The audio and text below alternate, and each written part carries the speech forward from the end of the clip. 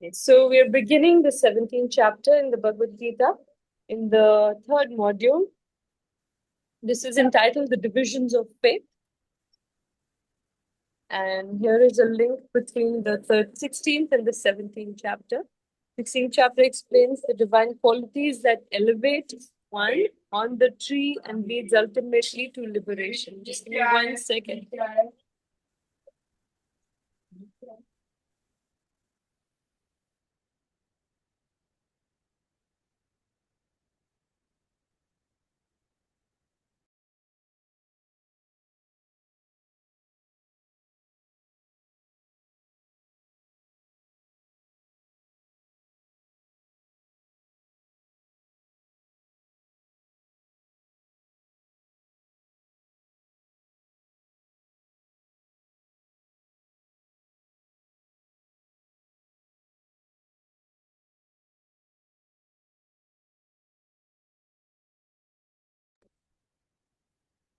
Okay, so the 16th chapter explains the divine qualities that elevate one on the tree and leads ultimately to liberation. Remember, we started the 16th chapter where Krishna compared the material world to this perverted reflection. Remember, reflection of the banyan tree. So, in the whole chapter, it is explained how there are two kind of qualities, right? Divine and demoniac. With the divine qualities, one elevates oneself on that tree. The demoniac qualities, one degrades himself. So we go lower on the tree and ultimately to hell. And Krishna also established the faithful followers of Shastra are divine and that the faithless are demoniac. But into which category? So this is the link. 17th chapter begins with Arjun asking a question. What category does a man fit who follows with faith something other than the Shastra? Is he in the goodness, passion, or ignorance? Where is he situated in this banyan tree? Okay, so again, let's look at what happens in the two extremes. Those with faith in scriptures are divine. Those who do not have faith and do not follow the scriptures are demoniac. But there's some in between. Those who do some kind of worship, but also disregard the Vedas. So they concoct their own kind of worship and have their own kind of faiths. And what category do these people fall in? What is their faith, etc., is what Arjun's question is going to be. So this is the subdivision of 17th chapter. First to the 7th verses, one's mode determine one's activities. So according to one's mode, one has faith and worship accordingly. Then 8th to 10th, food in the modes. 11 to 13, sacrifices in the modes. 14 to 19, austerity in the modes. 28 to 22nd, charity in the modes. And then the last section is conclusion. Om Tat Sat. So we'll try and go fast. We'll try and finish till section E. And the last one we'll take up in the next class. So we'll move fast. So first to the third verses, where first verse is spoken by Arjuna asking a question. And then till the third verses where Krishna also answers. This is about the modes of nature controlling a person will dictate where that person places his faith. So according to his modes, that's where the person will place his faith. So let's begin. This is 17.1. You can also open your Bhagavad Gita's and recite the verse. Arjuna uvacha ye shastra vidim utsrijya yajante shraddhayanvitaha tesham nishta tu ka Krishna sattvam aho rajastamaha. Somebody would like to unmute and Arjuna inquired, O Krishna, what is the situation of those who do not follow the principles of scripture but worship according to their own imagination? Are they in goodness, in passion, or ignorance? Hare Krishna. Hare Krishna, Prabhu. Thank you. So, what is the situation of those who do not follow the principles of scriptures but worship according to their own imagination? We've seen so many people, their own imagination, and they concoct some kind of worship and they get attached to that. So, Arjuna is asking about such people. They're not rejecting the Vedas, but they're just concocting their own ways. Are they in the mode of goodness, passion, or ignorance? So what are Arjuna's questions? Those who create some god by placing faith in some human worship, in which mode and what is their destination? The transgressors of scriptures are not meant here. So those people are not regarded or questioned about here by Arjuna who are disregarding or neglecting the scriptures, but only those who, without striving to know the injunctions of the scriptures, either from a sense of trouble, which is rajasic, or out of sheer laziness, which is tamasic, just follow tradition or occasionally worship some deity with some faith.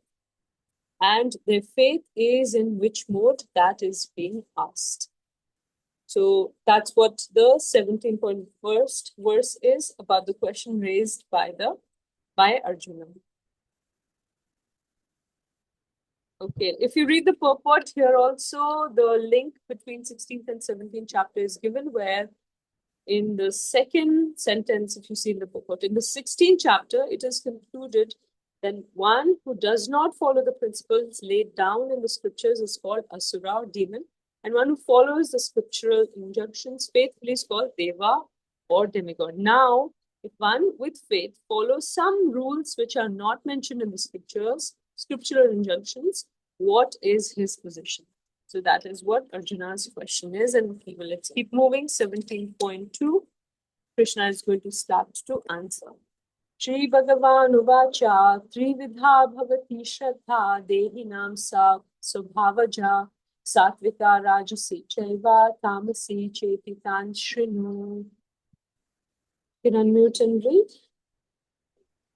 The Supreme Personality of Godhead said, according to the modes of nature acquired by the embodied soul, one's faith can be of three kinds, in goodness, in passion, or in ignorance. Now hear about this. Okay, so Krishna says, according to the modes acquired by the embodied soul. So modes acquired means the swabhava, based on their previous activities and impressions. So swabhava that a person has acquired from previous so many lifetimes, and also samskaras, which are impressions left on the subtle body. Remember how we spoke about there's a gross body, then there's a subtle body, which has three aspects to the subtle body, which are mind, intelligence, and false ego. False ego, mind, and intelligence. And when the body dies, the person leaves his body, it is carried with the subtle body to the next body. So there are certain impressions, whatever a person does in his present body, whatever good deeds or bad deeds, those are impressions which are samskaras on not on the soul. The soul does not get samskaras, it is the subtle body where impressions are there. So bhava, previous activities and impressions, and impressions which are also called samskaras in previous lives. So those are carried, and accordingly, Krishna says, according to those impressions and samskaras, one's faith can be of three kinds: goodness, passion, or in ignorance. Now hear about this. So Krishna is going to start to speak about this. How long has a living entity been associating with the modes? Perpetually. Contact with Prakriti. He acquires different types of mentality according to the modes. Can they change their modes themselves? They do not have the spiritual intelligence arising from scripture taught by the devotees, which will allow them to change those impressions. So they do not have it, but how to get the release? Associating with the spiritual master, abiding by his rules and scriptures. Blind following won't help. So not blind following, but with intelligence and that faith with which one puts using his intelligence and associating and abiding by the rules given by Shastra and Guru, then those impressions can change, those modes can change. So if one does not follow the Vedas, one will follow his natural instincts, which will be in the mode of goodness, passion, or ignorance. Prabhupada says in the purport, blind faith in a particular mode of nature cannot help a person become elevated to the perfectional stage. One has to consider things carefully with intelligence in the association of a bona fide spiritual master. Thus, one can change his position to a higher mode of nature. Now, all the way from 3rd verse to the 22nd verse, Krishna will talk about these aspects, aspects of life, faith and worship, food in the 3 modes, rituals in 3 modes, conduct, speech, mind control, and charity. And let's begin with the 3rd verse.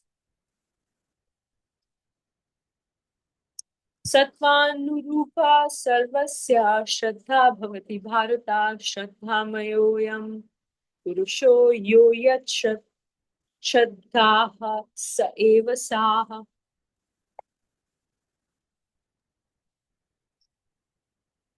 O son of O Bharata, son of according to Bharata, Word Mataji. O son of Bharata, according to one's existence under the various modes of nature, one evolves a particular kind of faith. The living being is said to be of a particular faith according to the modes he has acquired. Hare Krishna. Hare Krishna. So, according to one's existence under the various modes of nature, one evolves in a particular kind of faith.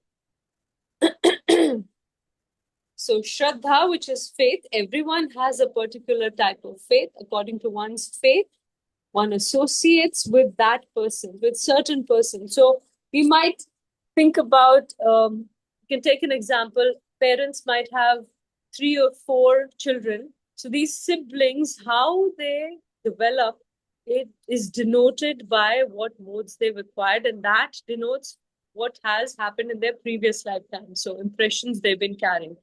Although the parents are same, their upbringing is same, but whatever now, for example, they are in, maybe there are twins, right? They are in the same class, but they might develop friendship with different kinds of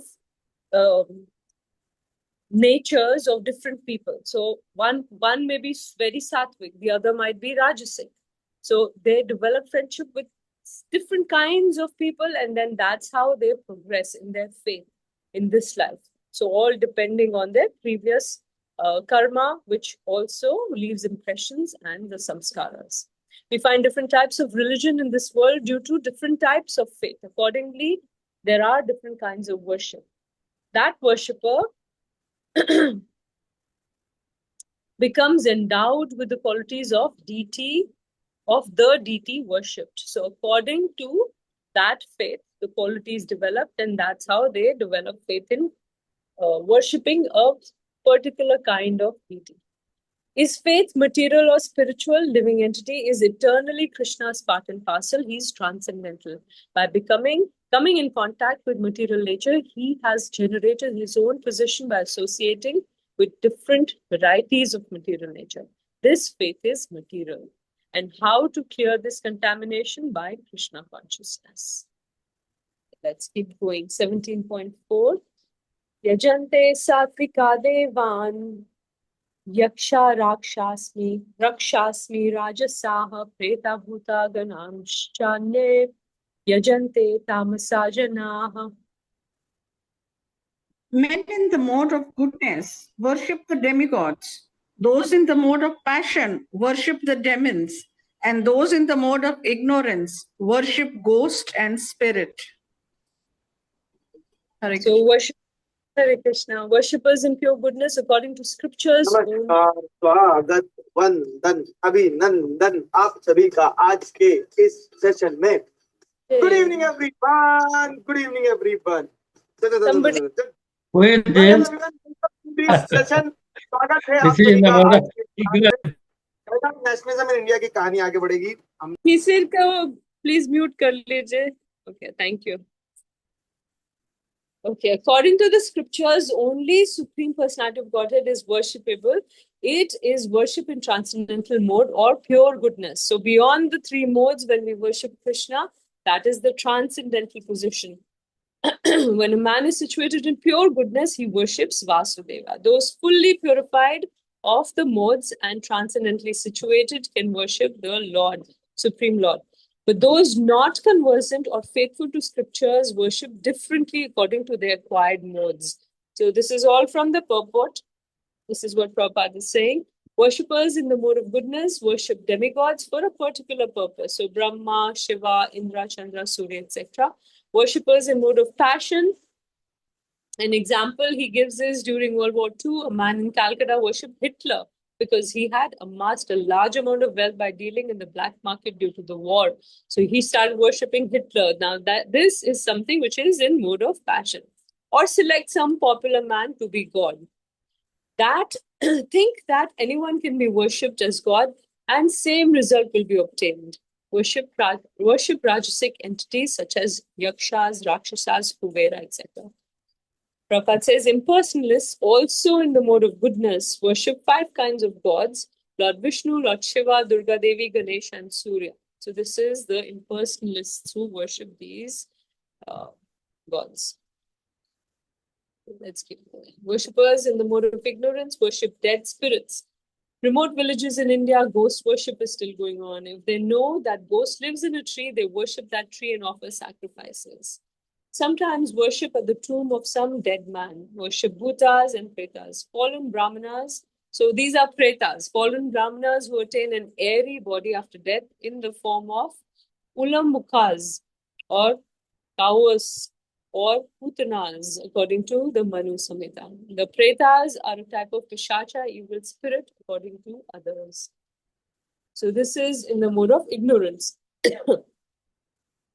So now sattvic, which is sattvic faith, which is worship of demigods; rajasic faith, worship of asuras; tamasic faith, which is worship of rakshasas.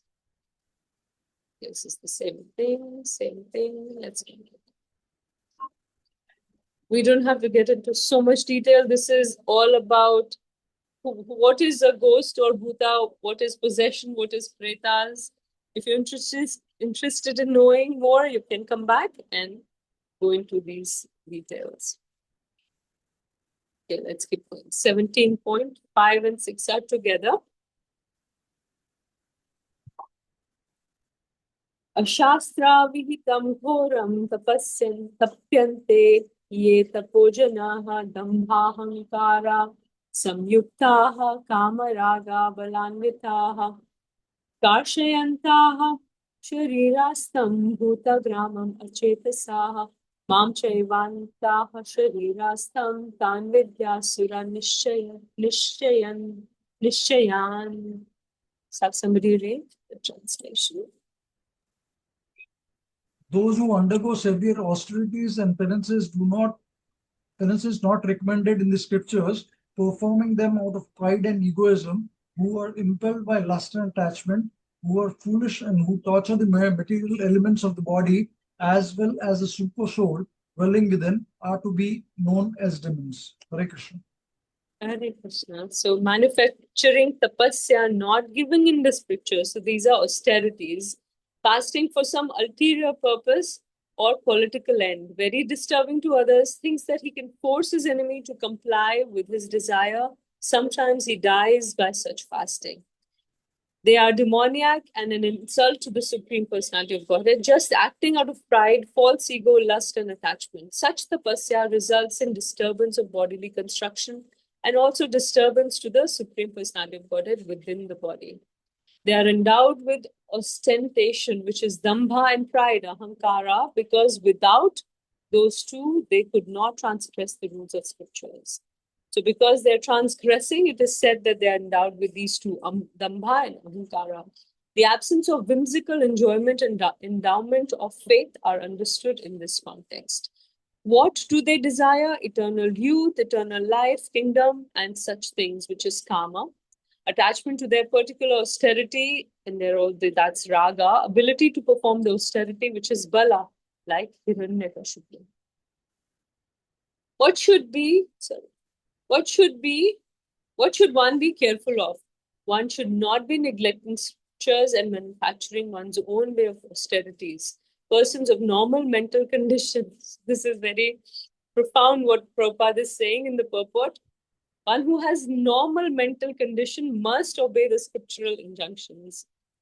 Always. In other hand, if you see the negative part of this sentence, people who don't have normal mental condition, they do not obey the scriptures and then they concord their own ways. Always remember the ultimate end of the demoniac. People, they cannot avoid this end since they act contrary to Lord's injunctions. So their destruction is guaranteed because they are not following the injunctions of the scriptures. Steps for destroying one's evil nature, those with Rajasic and Tamasic nature, by the very strong mercy of following of Vedic principles, can have their demoniac natures destroyed by developing faith in the scriptures. They are more likely to indulge in the activities mentioned in this verse. Then they are classed as asuras. So when they're not following, they are asuras. Those with sattvika nature, by attaining the mercy of those fixed in Vedic principles, very easily begin to follow the rules of scriptures because of being situated in sattva. So people who have this nature of mode of goodness, for them it is easy to follow the scriptural rules. They would not indulge in practices mentioned in this verse because of their sattvic nature. If they are fortunate to be guided by a spiritual master who can direct them to the path of Vedic wisdom. A very simple example I'll give. Just recently I was in Govardhan Eco Village and we were in front of, we were waiting for Darshanarti at Radha Madan Mohan temple. And what happened was some devotees were going around, you know how you go around the temple to take parikrama? So this was once told to me that when the DT doors are closed, either two things are happening when the DT doors are closed. Either they're offered bhoga or they're sleeping. That's why the DT doors are closed. And that time we shouldn't do parikrama of the temple. And what is the reason why we shouldn't? Because we'll disturb them, right? They are parikrama or paying obeisances means that we are expecting the Lord to shower their merciful grants upon us, right? That is what, even if we pay our obeisances to any, a devotee or even our Guru Maharaj, the expectation is they'll just glance upon us mercifully. If not, give some or regard or whatever. Just a glance is enough because we're paying obeisances. But if the deities are having bhoga or they're sleeping, we don't want to disturb, in the sense they're eating and then now we're paying obeisances or going around parikrama, we're expecting them to shower their merciful glance towards us. So we don't want to do that because they're having their bhoga or they're resting, they're sleeping. So we were talking about this and, one or two devotees, no, but see how they are following. They are initiated, but they are going around for doing the parikrama. I'll also go. So they were doing. Now, that's where our faith is. If the faith is in the scriptures and the words coming down from our gurus, and we can follow them, that shows that we are in the right mode of goodness or pure goodness. We are ready to follow what is the right thing given in the scriptures or by our Guru Janas. So that's the difference. People who cannot follow, don't want to follow, or it's difficult for them to follow, they are in the mode of passion or ignorance. If they're fortunate to be guided by a spiritual master who can direct them on the path of Vedic wisdom. Okay, let's keep going. 17.7. Ahara swapi sarvasya trivido bhavati priyaha yajnastapa tathadanam tesham vedam imam shrinu.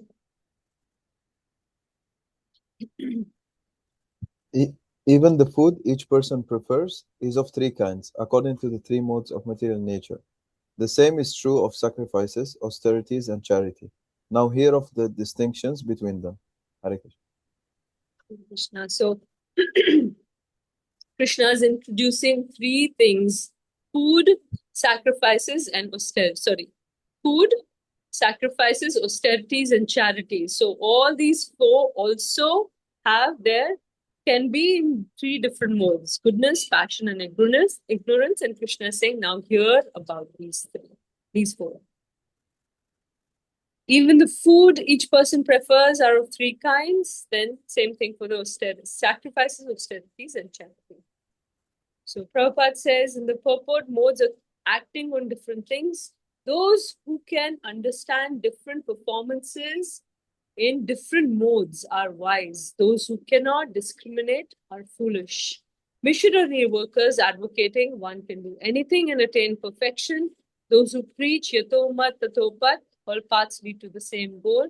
They are fools not acting according to scripture. They're manufacturing ways and misleading people in general. Why is this being stated? So that people may give up rajasic and tamasic food, sacrifice austerity, etc., strive to increase their sattva and by restoring to sattvika food, etc. So Krishna is bringing these aspects also so that people who are just following whimsically can give those up and follow the Shastra and at least come from mode of ignorance to passion, or if they're in passion, at least come to goodness. That's where we can go up to mode of pure goodness, from goodness. Okay, so this is the section 8 to 10 is food in the three modes. And let's look at that. So now Krishna will give food in the mode of goodness, passion, and ignorance. 17.8, food in the mode of goodness. Ayu sattva balarogya sukha priti vivardhanaha rasya snigdha stira kritya ahara sattvika priyaha. Have somebody read the translation? Foods dear to those in the mode of goodness increase the duration of life, purify one's existence, and give strength, health, happiness, and satisfaction. Such foods are juicy, fatty, wholesome, and pleasing to the heart. Hare Krishna. Hare Krishna. Let's see what Prabhupada says in the purport. Food in the mode of goodness. The only purpose of food is to increase the duration of life, purity or purify the mind, and aid bodily strength. And he gives examples also: milk products, sugar, rice, wheat, fruits, and vegetables. It's very, I was reading all of this and it's so, what do you say? For me right now, it is suggested from the Sattvic and Ayurvedic, the two kind of diets that I'm following. Don't have milk, don't have sugar, don't have rice, don't have wheat. All these for me right now. And I was reading, okay, no for me, no for me, no for me. But fruit and vegetables, yes. So all these are good. Just the reason why we are asked to cut down on these days is because rice and wheat, they for now, because there's contamination in milk also. We don't even know, especially in India, we don't know if it's real milk or not, right? That's what I've heard. US, the way they make milk is so gross. I've heard that in a factory where cows are giving milk, they put some machines and then the milk is sucked. You cannot control that one cow has a particular quantity of milk which can be taken out, but it's not the same for all the cows. It's different. But the machine cannot personalize like this. It's sucking from the others exactly the same way for all the cows. And certain cows where the milk is not so much, then the blood starts coming. And it collects in that whole big, whatever container that they're collecting all the milk. Now there's blood also. Now to clean that, they're putting bleach and all kinds of other products. And that is the milk which is brought in the market. And even the consciousness, Mataji, there is separation of calves, and the mother suffers a lot with that separation, and still they keep milking with hormones. Slaughterhouse, once the milk production is finished, and they're sent to be killed. So all of that is super. So that's why people are becoming vegan these days. Sugar as it is, people are suffering from diabetes, glycemic index just shoots up if you have rice, wheat, or sugar. So all of these things, that's why. But olden days, people used to work so hard physically also. They needed all that energy, and milk products were pure. So that's what Prabhupada is coming from, and that's why he's writing all of this, which is good, if in case it is pure. Very dear to those in mode of goodness, other foods such as baked corn, molasses, while not very palatable in themselves, can be made pleasant when mixed with milk and other foods. Fatty foods like milk, butter, cheese, etc. rules out any need of killing innocent creatures. So without having animal products, if we can just rely on ahimsa products, the cows which will not be slaughtered, where the milk is, given to the calves first and then taken for human consumption like that. That rules out any need for killing innocent creatures, have no connection with animal fat obtained from slaughter. Protein amply available through split peas, dal, whole wheat, etc. Slaughter is the way of subhumans, and Ramanujacharya says Satvika food are the cause of growth in knowledge also. So here is what Kamlavati Mataji, yes. Yeah, thank you, Mataji. Hare Krishna.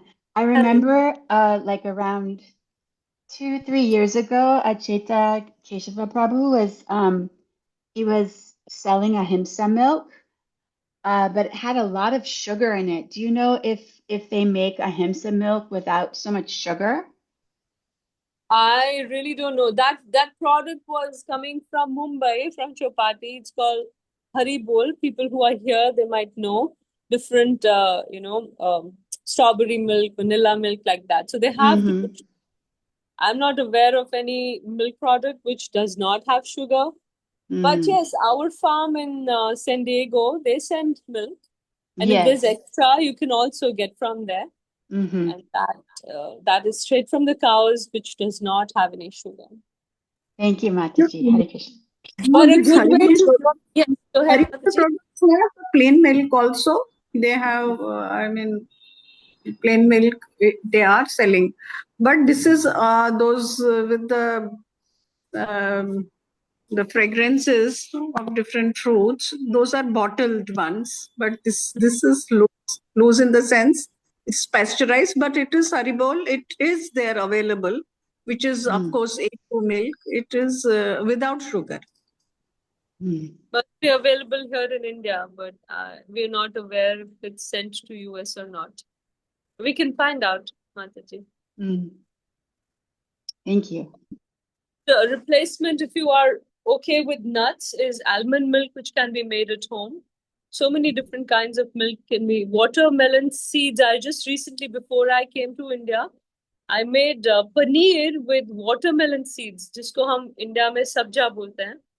So sabja के जो बीज होते हैं, seeds होते हैं, if you just soak them overnight or even 5-6 hours, and then blend them in the mixer with 5 times of water, like sieve it, throw away that water in which it has been soaking, and then add filtered water.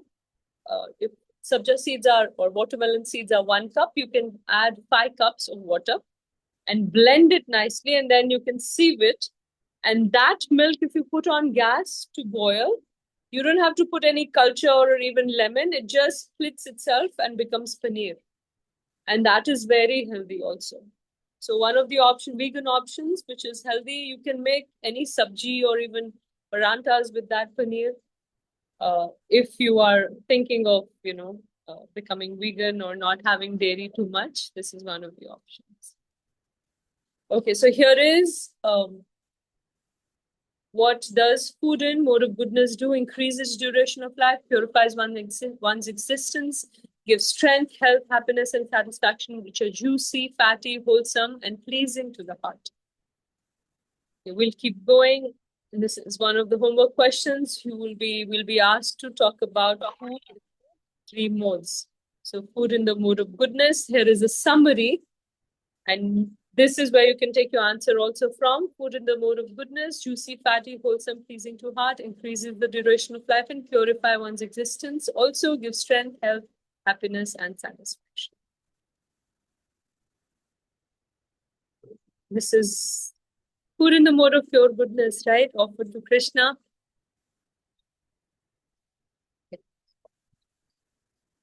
So Prabhupada talks about offered food also, which is prashadam in the purport. Now, Krishna will talk about food in the mode of passion, which is 17.9. Katpamla lavanya tushna tikshna ruksha vidhata ahara rajasashesta Kamaya Pradaha. Foods that are excessively bitter, sour, salty, hot, pungent, dry, and burning are dear to those in the mode of passion. They cause distress, lamentation, and disease. Hare Krishna. Hare Krishna. So Katu is very bitter. Foods such as neem, very sour, very salty, very hot foods are well known. Golgappas, papri chaat, aloo bhat, chole bhature, right? All that comes in the mood of passion. So very bitter also, and then sour, salty, very hot also. Tikshna, very sharp, pungent food like turmeric root and other items or pepper. Ruksha is very drying food like hing and podrava. Vidahina, which is burning food, those causing internal heat, which is like burnt chickpeas, mustard, etc. Here's what happens to the mouth after we eat such kind of food. Also to the stomach, we cannot say, but we can realize maybe in the morning after having such kind of food. So refers to distress. It causes distress, misery, and disease. Distresses refers to pain felt while eating such food. Misery is depression one feels after eating such food, and disease which is the result yet to be felt. So we'll come to here's where you can take your answer from. This is a summary of food in the mode of passion. What does it do and the result it causes. Next one is food in the mode of ignorance, 17.10. Yatayamam gatarasam bhuti paryushitam chayat uchishtam api chamedyam bhojanam tamasapriyam.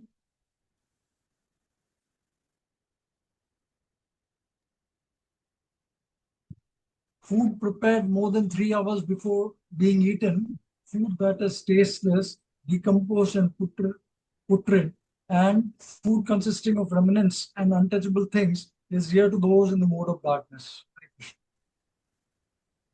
So this is food in the mode of ignorance or in the mode of darkness. Yata yamam, food which has remained 3 hours. So those days when there was no fridge, if they cooked food, it should be consumed within the next 3 hours after cooking. Prabhupada says in the purport, except prasadam, which can be taken later also, or that which has become cold after cooking should not be eaten. Essentially, those that are not fresh. Also, in the sattvic food regimen, if you see, they don't even put the food in the fridge. Whatever we've cooked, it should be consumed, and then if you're hungry, you should prepare fresh food. So no food in the fridge except, smoothies or ice cream or such kind of food which has fruit and, a combination of almond milk like that can be put in the fridge. But food which is, to be consumed warm or hot should not be put in the fridge and reheated again and to be consumed. It just increases, diseases and problems in the body. Mm-hmm. So we should cook as much as needed, then consume it. Prabhupada says essentially those that are not fresh often attracts people in the this mode, which is mode of passion, but repulses those in the mode of goodness. So gatarasam, which is, ignorance. Food from which the natural taste is missing or has been extracted.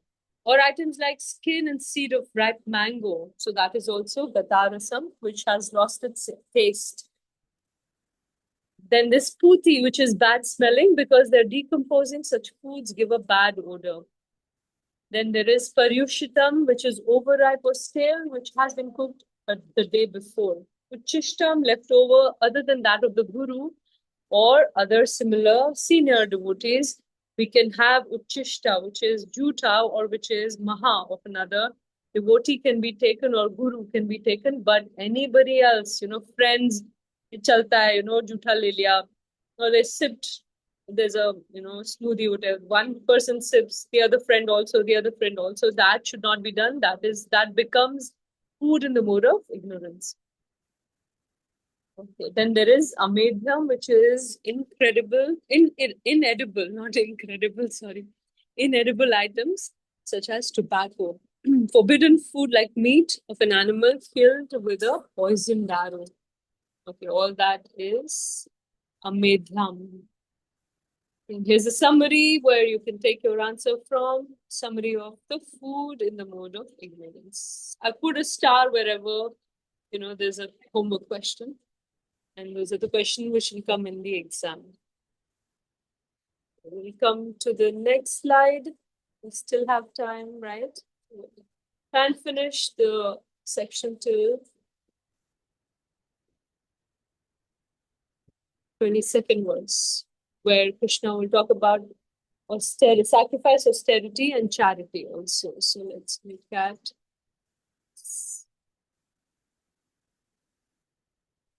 Okay, so we just finished till 17.10, which is food in 3 modes. Now we'll do 11 to 13, which is sacrifices in the modes. Then 14 to 19, austerity in the modes. 20th to 22nd, charity in the 3 modes. And then the conclusion we'll do in the next class. Aspects of life. And we did till food, and then now continue. 8 to 10, we just finished. And this is along with being sanctioned, which is food in the mode of goodness. By the Lord, our food should be also sanctified, which is offered to Krishna and then taken. So along with being sanctioned, it should be sanctified. And then it becomes prasadam. Now we'll do sacrifices in the modes, which is from 11 to 13. 11th verse. Afalankangshibhiryagno vididishto sa ijjate yashtavyam eveti manaha samadhaya sasatvikaha. Of sacrifice. The sacrifice performed according to the directions of scripture as a matter of duty by those who desire no reward is of the nature of goodness. Hare Krishna. So Prabhupada says in the purport about the sacrifice in the mode of goodness as a matter of duty without any other desire, just like rituals in the temple or churches, generally for some material benefit. Those are in the mode of goodness. Then why should one go to temple? As a matter of duty to offer respect, flowers, eatable, etc. This is a duty of civilized man. So here is a summary. Sacrifice in the mode of goodness according to the direction of the scriptures as a matter of duty, and duty of every civilized man to obey the scriptural injunctions, to offer respect to Supreme Personality of Godhead, desire no reward in return, general tendencies to offer with a purpose in the mind. But here, so mode of goodness can be, there is a purpose in mind and they're doing, but according to the scriptures. A Krishna conscious person acts out of pure love for the Lord, and therefore he has no attraction for the results of action. So that is in the mode of pure goodness. When we worship Krishna and offer some sacrifice, but there is no ulterior motive, without any expectation, that is in the mode of pure goodness, which is transcendental mode. But this is, Krishna is talking about mode of goodness. And next one is in the mode of passion. Abhisandhaya tu phalam dambhartam apichaiva yad ijjate bharata shreshta tam yajnam vidhi rajasam. But the sacrifice performed for some material benefit or for the sake of pride, O chief of the Bharatas, you should know to be in the mode of passion. So Prabhupada says for attaining this, there is some motive, right? For the sake of pride or benefit, you should know those are sacrifices in the mode of passion. So Prabhupada gives examples for attaining heavenly kingdom, for some material benefits in this world, or for showing one's greatness. Look, I can look at the mustache, so I'm great. So that is sacrifice in the mode of passion. Done for some material benefit, for elevation to heavenly kingdom, or some other material benefits for the sake of pride. Here's a summary: sacrifice in the mode of passion. Let's keep going. 17.13. Now it will be sacrifice in the mode of ignorance. Vidhihinam ashrishtanam mantrahinam adakshinam shraddha virahitam yajnam tamasam parichakshate. Any sacrifice performed without regard for the directions of scripture, without distribution of prasadam, spiritual food, without chanting of Vedic hymns and remunerations to the priests, and without the faith is considered to be in the mode of ignorance. Hare Krishna.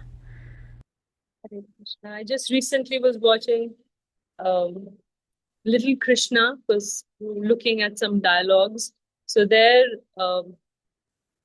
that pastime where the gopis wanted to do Surya Puja, and they were looking for, their parents were looking for some Purohit who can do the Surya Puja. And this is heard by Madhu Mangal and Krishna that they're looking for Purohit, and they come in the garb of, they change their clothes and they come in the garb of Purohit so they can do the Surya Puja for the little gopis.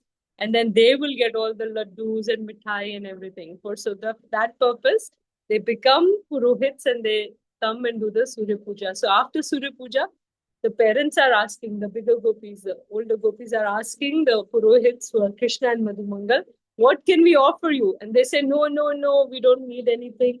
We don't want anything. Our dakshina is the satisfaction of Surya, so we don't need anything. And the gopis are saying this exactly. If we don't give you any remuneration, then this sacrifice will not be considered at all. So I was reading this and I was thinking about that. If without any remuneration paid to or given to the priests is sacrifice in the mode of ignorance. So it has to be done. And then they say, okay, if you want to give, just give us some mithai, we'll be happy. And then they give the mithai, and then they're so happy, the gopis are happy, and Krishna and Madhu Mangal are happy. They say, okay, let's perform this Surya Puja every month. And then Madhu Mangal is extremely happy. Okay, let's keep going. So faithless, worshipping some demigod just to make money, and then spending the money for recreation, ignoring the scriptural injunctions, which is fake, or sacrifices which are fake, don't benefit human society, mantras lacking in pitch or syllables, bereft of authority of injunctions of brahmanas of learning and good conduct, as do this sacrifice. So those all sacrifices are in the mode of ignorance. So this is the summary: without scriptural injunctions, without distribution of prasadam, without chanting of Vedic hymns and remuneration to the priests, without faith in ignorance is faithlessness. Then worshipping demigods to make some money and spend for recreation. Now, austerity in the three modes from 14 to 19. Deva Dvija Guru Pradnya Pujanam Shocham Arjavam Brahmacharyam Ahimsacha Shariram Tapa Uchyate. Sorry, I should have gone ahead to the 14th verse here. I just recited, somebody can read the translation. Worship of the Supreme Lord, Brahmins, Guru, and superiors like the parents, and cleanliness, simplicity, celibacy, and non-violence. All these constitute the austerity of body. And this will be the homework question where austerity of the body, aspects of austerity of the body will be the question. And this is the answer: respect, cleanliness, simplicity, and celibacy. So in regards to respect, one should offer or learn to offer respect to God or the demigods, the perfect qualified brahmanas, spiritual master, and superiors like father, mother, or any person who is conversant with Vedic knowledge. Sequence is from superior to inferior. And then there's cleanliness, internal and external, simplicity, not to do anything which is not sanctioned by the scriptural injunctions. Then there's celibacy, no sex outside marriage. Ramanujacharya says, absence of looking at women, considering them as objects of pleasure. So that That should be followed. Next, 17.15. Anudvegakaram vakyam satyam priyahitam cha yat swadhaya dhasanam chaiva vanmayam tapa uchyate. This is austerity of speech. So first was 17.14 was austerity of body. This is austerity of speech. Austerity of speech consists in speaking words that are truthful, pleasing, beneficial, and not agitating to others, and also in regularly reciting Vedic literature. So how should one's speech be? Prabhupada says in the purport, not speaking in a way to agitate others. Teacher can speak the truth for the instruction of children. So that's a modification to the rule. Prabhupada is saying that when teachers speak in an agitating way, that's okay because they're instructing the students, but should not speak that which will agitate to those who are not his students. So no nonsense, speaking something upheld by scriptures, should at once back up from scriptural authorities, studying the limitless stock of Vedic literatures, pleasurable to the ear, highest benefit to human society. So this is austerity of speech. Then there is austerity of the mind. I think that's what it is. Mana prasadam. This is 17.16. Mana prasadaha saumyatvam monam atma vinigraha bhava samshuddhir itetat tapo manasam uchyate. And satisfaction, simplicity, gravity, self-control, and purification of one's existence are the austerities of the mind. Prabhupada says this is how, Hare Krishna, this is how we can train the mind: detachment process, attachment process, simplicity process, and compassion process. We can read the details later, but we're going to keep going.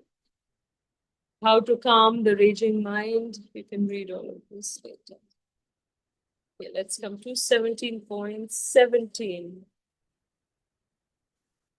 Shraddhaya paraya taptam tapastatri vidham naraihi afalankangshibhir yuktai satvikam parichakshate.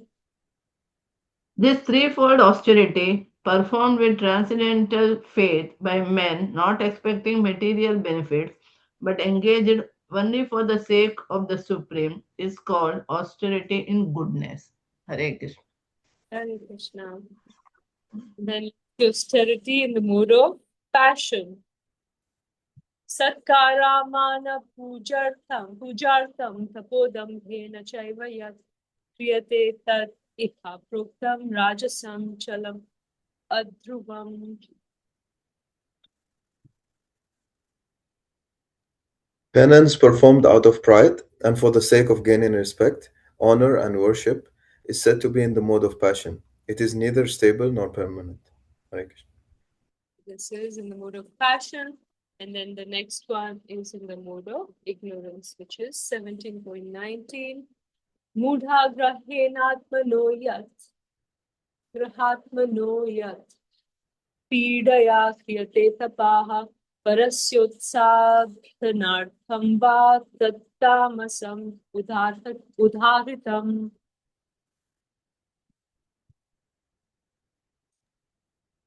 Penance performed out of foolishness with self-torture or to destroy or injure others is said to be in the mode of ignorance.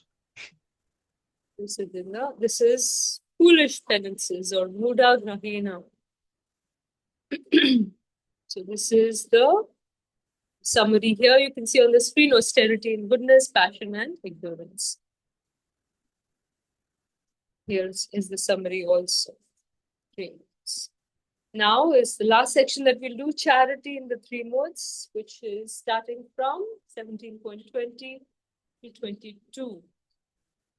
Datavyamiti yaddanam diyate anupha Karine.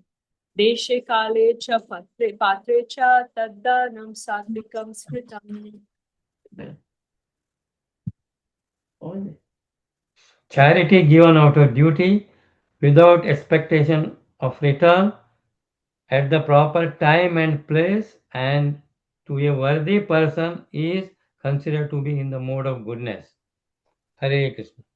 Hare Krishna. Charity in the mode of goodness, where at a place of pilgrimage, Prabhupada says, example is Kurukshetra, when to give the charity at lunar or solar eclipses or at the end of the month. Auspicious times such as the time when the sun moves into a new zodiac sign. And to whom? To a qualified Brahmana or Vaishnava. To the recipient or patra such as Brahmana who can protect the giver with his knowledge and austerity, to a person engaged in spiritual activities or in temples. And the mood of giving is without expectation of return, with conviction that it should be given. Tatyavyam. How not to give indiscriminately. If poor man is not worth giving charity, no spiritual advancement is there. So this should not be thought of like that. And Garud Purana says that only a person who can protect the giver by learning and austerity should accept the gifts. So this is charity in the mode of goodness. And here is the summary. Next is charity in the mode of passion. 17.21. Yatu pratyupakaratham phalam uddishya papunaha diyate cha parishtam taddanam rajasam smritam.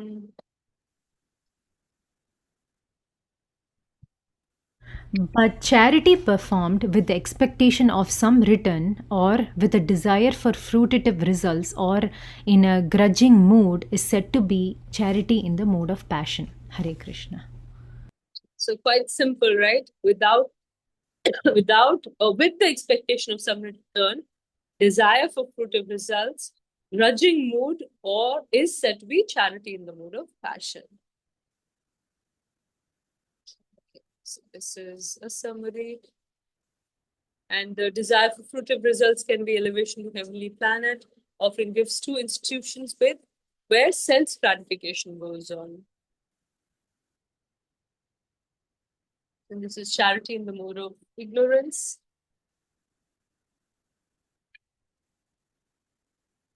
Adesha kala yaddanam apatre paschadiyate asatkritam